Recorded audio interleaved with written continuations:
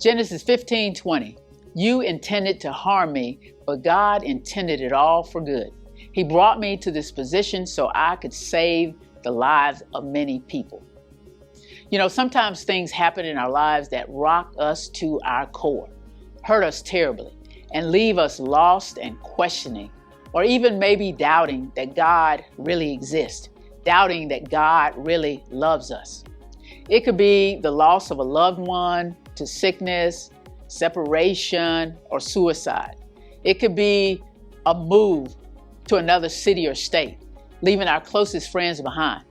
It could be getting cut during tryouts, or it could be a bad breakup in a relationship, or it could be a failure of some kind. It could be being bullied or embarrassed badly. I mean, the list goes on and on and on. It's endless. It's during times like these that we might question God, that we might question our faith, or ask that proverbial question to another person. If God is so good, why does he allow bad things to happen? If God really loves me, why did he allow this to happen to me? Or why is he allowing me to go through this? We tend to forget the message of our text today.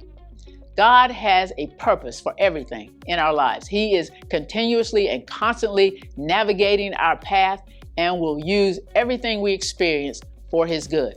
We simply need to remain connected to him, trust him, and trust his timing.